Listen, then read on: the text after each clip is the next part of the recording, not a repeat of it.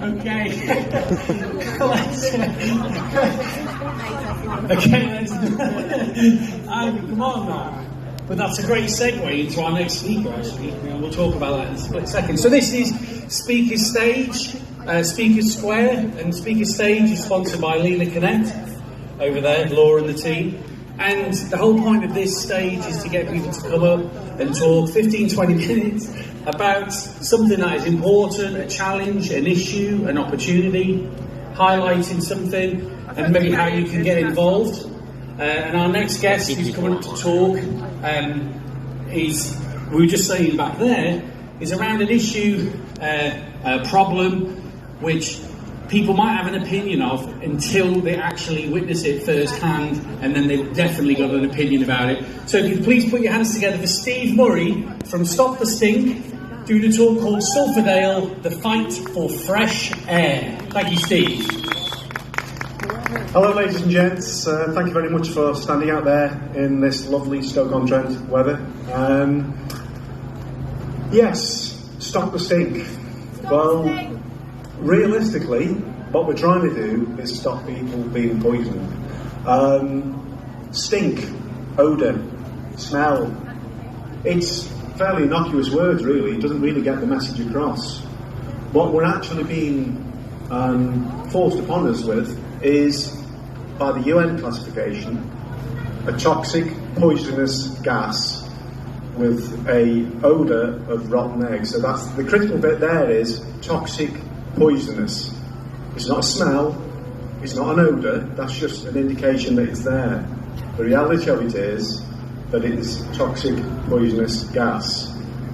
Now it might be worth a little bit of historical record here. So back in 1900, the site of the quarry was for extraction of clay for making bricks, and that continued happily on till about 1946, when it was decided to have a revamp of the regulations relating to quarries and minerals. And during that time, they changed one of the aspects, which was they allowed it to become a landfill site. Not really much of an issue, to be honest, in the 1940s, because one, we didn't have plastics. Two, we actually had sod all to go into a tip, because it was just after the war, all we got was rubble. So it wasn't really so much of an issue. It remained not so much of an issue, right up until probably 70s, 80s. And then as the quarry started to wind down, the clay extraction rate dropped, they decided to put in planning permission to convert full scale to a landfill ready for sale later on. And somewhere around 90s, early 90s, there was another bit of legislation brought in that gave Staffs County Council permission to take over the permits. Now, everybody's been giving Newcastle Borough Council and Staffs County Council a hard time, but actually they've done everything they possibly can, both historically and currently, to deal with this issue. Staffs County Council did put in place a caveat that there would be no, what they call, non-putrefying hazardous waste, which in which case is basically gypsum and asbestos. Unfortunately, the owners of the quarry at the time appealed and took it to the Secretary of State. And good old Two Jags, in his wisdom, decided that it would be a really good idea to inflict full landfill capacity on a local community with lots of housing. As such, basically the landfill then became able to take both organic waste, meat, veg, you name it, anything that will rot down, anything that's flesh, vegetation, as well as the hazardous materials. Lafarge took over in June 2005 and immediately started taking in all sorts of rubbish. From 2005 onwards, that's when issues really started to mount, and it probably came to a head with Lafarge in around 2011, 2012. they took the decision to basically ignore what was happening. They went out and issued a few NDAs to various residents and made certain settlements under those NDAs. I mean, it didn't get rid of the problem. Lafarge knew there was an issue coming, and they decided to offload the site. And they offloaded the site to a company called Red Industries. And Red Industries RM, as it was, took over in November 2015. And according to their license terms, they don't have a separate cell. So anything that's toxic, non-hazardous, non-putrefiable waste like plasterboard or asbestos is supposed to go in a separate cell. They don't have a separate cell, so they're not allowed to take that type of waste. They can only take standard inert materials. Yeah, okay. So the theory is that, bit of chemistry, sorry about this folks, but bit of chemistry. When you take in gypsum and you bury it and it reacts with organic material, you get lots of little bacteria munching away on it, and they start to reduce it and they produce hydrogen sulfide. And that's basically where your smell's coming from. It's rotting vegetation reacting with other things in the tip. Well, we've got two government organisations who are telling us basically to keep calm and carry on. Thank you. And if you have a look at that picture, that's a bit tricky, isn't it, really? Would you really want to keep calm and carry on looking at that? Yeah. Can I just carry on now? Yeah, we'll come back at the end. That's okay, no problem. Come back at the end. That's okay. So in terms of all this going into the tip, at one stage, a guy called Nath Wint got up one morning, his daughter came downstairs after another night of breathing in the toxic, poisonous fumes of hydrogen sulfide, and threw up in front of him. And that was the trigger back in February of this year that really kicked things off. He'd had enough. Father, wanting to do the best for his kids, had had enough. So he chained himself to the gates of Wallace Quarry. So this event is called Better World, and the reason that we're all fighting against this quarry is because we want a better world for our kids. It's not for me. I'm 57. You know, I've had my childhood and then some. We're fighting for the future of the kids, and it was the kids that actually instigated this. It was the sight of a child suffering that kicked off, big time, the protest against the quarry, and quite rightly. And Stop the Stink really took off at that point in time. We then had two massive incidents of pollution across the whole of the borough from the tip. The agencies that were supposed to be protecting us from hydrogen sulfide had very kindly put in place monitoring equipment, but they forgot to turn it on. So they didn't actually monitor anything that came off over that one weekend and the following week. It was at least another 10 days before they found the plug and the socket to turn the damn thing on. Definition of insanity: repeating the same thing over and over again and expecting a different result.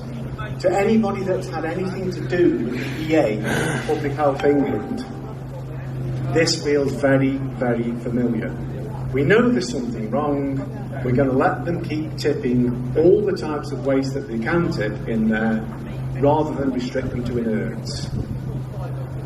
We're going to allow them to keep pretending that it isn't their fault, that the hydrogen sulfide emissions have got nothing to do with them. It's always from some other source. It's always somebody else to blame. Public Health England are basing their health assessments, their risk assessments to health, on the exposure to hydrogen sulfide and the particulate materials on data given to them by the EA. The EA admit themselves that that data is only relevant really for the monitoring stations. It bears no resemblance to what is going on in people's houses. When hydrogen sulfide gets inside a contained space, it sinks, and it stays there for a long time. In well-sealed houses like they are on Gallingale, it's got nowhere to go. So yes, you might get air movement through, but over time, over the nighttime period, that gas builds up and it builds up. So the concentrations per unit area of the gas within a house is significantly more than a flow-through measurement on a monitoring station. This is something that the EA are refusing to acknowledge. The fact that the monitoring in people's houses bears more resemblance to what's going on for them in terms of health effects. There's a nice pictorial view of what we've got to deal with. On the bottom left is a new housing estate. That wacky great dome slap bang in the centre is the landfill. There's another contradiction in terms. Landfill implies big hole, fill it up, get it level. No. That is now standing a good 10-15 feet above housing level. Just in the sort of 9 o'clock position is the permanent traveller site. Why in the name of all that is holy would you allow that to be put next to human beings? How could you possibly do that to anybody? This is the 6th richest nation in the world, and we're doing that to local people. It's madness, insanity.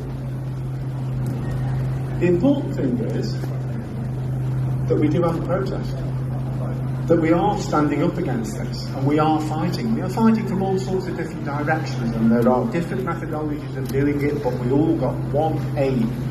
That is to get this place closed. In order to do that, we need to ensure that all the infrastructure in that site is in place to prevent it being a problem for future. Now, my wife and I go to Cornwall a lot, and anybody that's been to Cornwall and St Ives knows that the seagulls there are very, very effective at nicking your food. Right? Now, to the best of my knowledge, all the years I've been there, I've never seen them swoop down and try and eat a load of plasterboard or a load of plastic. So I'm guessing that what they're feeding on there is lots and lots of nice, tasty bits of food, decaying flesh, etc. All this is going on within 500 metres of housing. We've got kids. Kids are the important thing. We're protecting the kids. Their lungs are immature. Their lungs are more susceptible to the particulates and the gas that comes off than anybody else. Maybe excepting the elderly or those that are immunochallenged. It's not just gas. It's not just hydrogen sulfide that comes off this tip. You've got all sorts of other gases. Volatile organic compounds are called. A full range, most of which are either carcinogenic, mutagenic, or teratogenic. Basically, really, really not good for you. They're mixed in with the hydrogen sulfide. We've also got the particulates coming off, and those particulates there will vary in size from many microns, tens of microns. What's a micron? A micron is 1,000th of a millimetre. Some of them small as 2.5 microns. What the hell does that mean? Can't afford to lose it, but there we go. If I take a hair strand, across that hair strand, I could get 30 particles. Across the width of that hair strand, 30 particles of PM2.5. Think about that. That's really, really tiny stuff. It doesn't just get into the lungs, it gets beyond the lungs. It gets into the tissues, it gets into your cells. PM2.5s are also, in some cases, reactive. They will react with other compounds around them. There's a whole load of chemistry going on here. Add to this the standard background pollution that kids have to suffer. Nitrous oxide emissions from car exhausts. Particles from tyres off cars and lorries. Particles from brake pads. The friction materials that stop us in cars. That's really important, because one of the particles that comes off is a substance called iron oxide or magnetite. Magnetite reacts with hydrogen sulfide to form sulfides. Sulfides kids are particularly susceptible to. No ifs, buts or maybes. They are particularly susceptible. It is really bad for their health. The nitrous oxide in sunny weather gives a big increase in ozone. Ozone causes particles to react, gases to react. You've got a whole load of chemistry going on inside your nice wet lungs that you're not aware of. It is an incredibly serious issue. This is not a smell. It is not an odour. This is a health crisis. And if we want a better world for our kids, we've got to fight this godforsaken tip.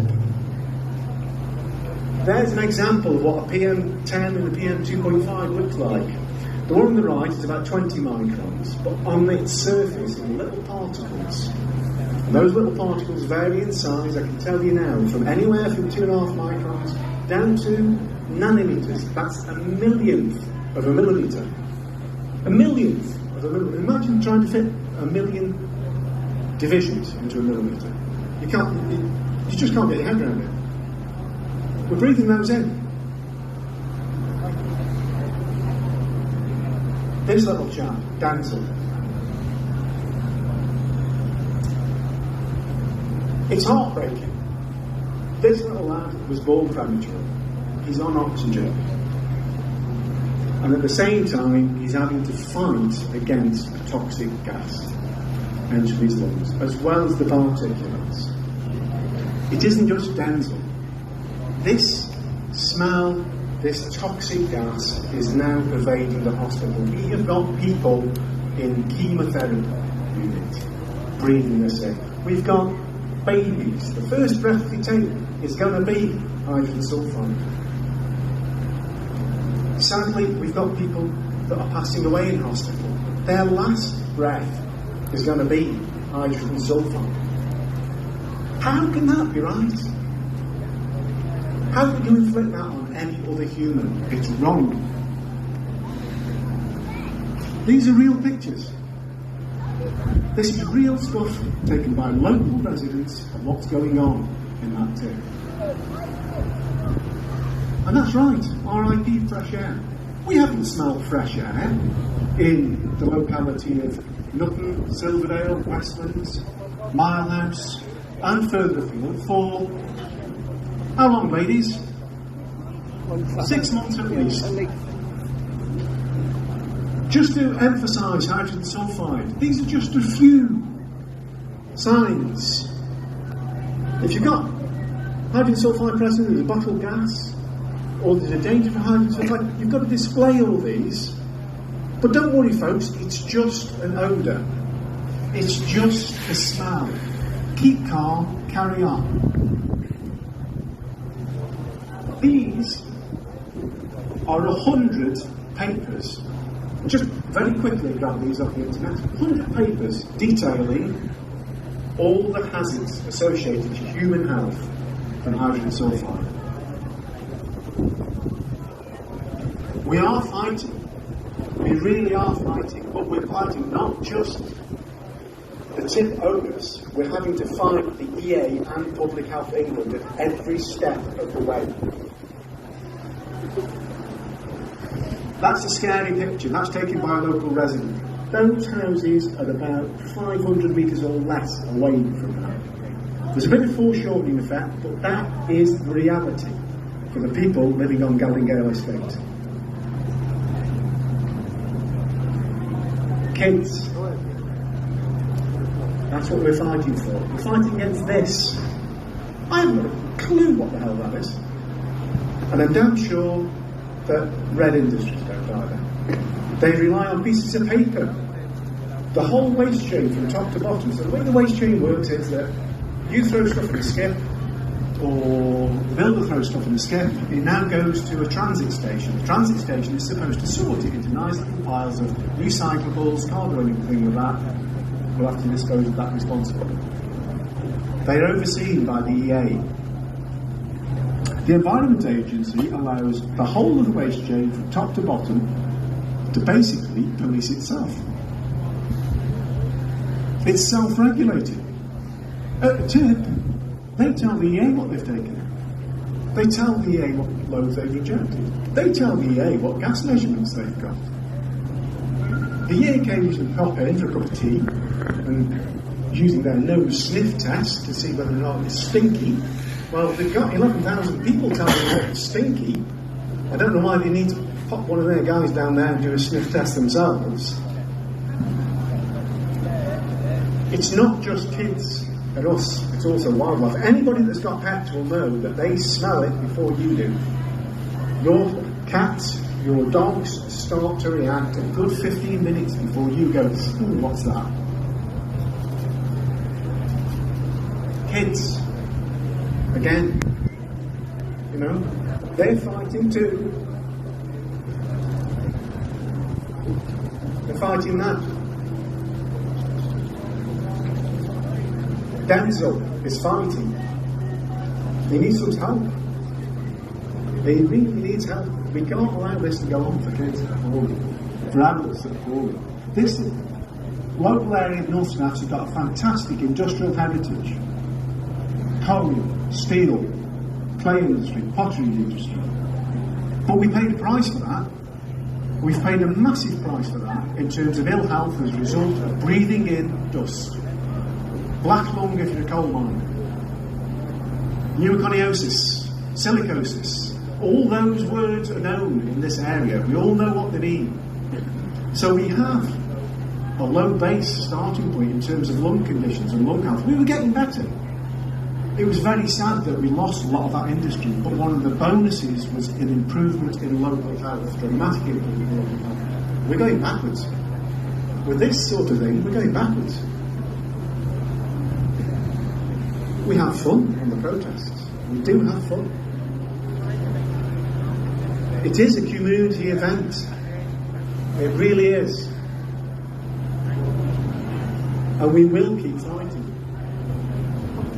We will keep speaking. The kids will keep fighting.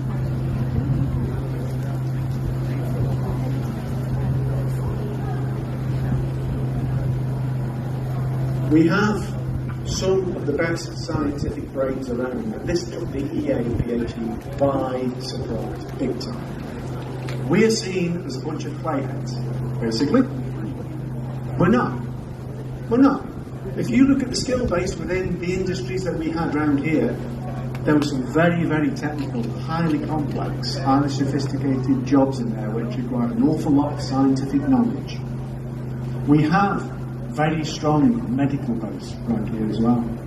We've got nurses, we've got psychologists, we've got the local MP on board, we've got Dr. Mick Salt there, who's a nuclear physicist but has learned more about landfill in the last 12 months than anybody has a right to do. God bless you. But I ask you, for the sake of Denzel and every other child, sign up to Stop the Sting. If you smell it, report it. If you can take part in the campaign, take part in the campaign. Do everything you can to stop this, please. Because if this continues, the effects on the children's health and those that are unable to fight for themselves will be dramatic. Thank you very much, everybody. Much appreciated.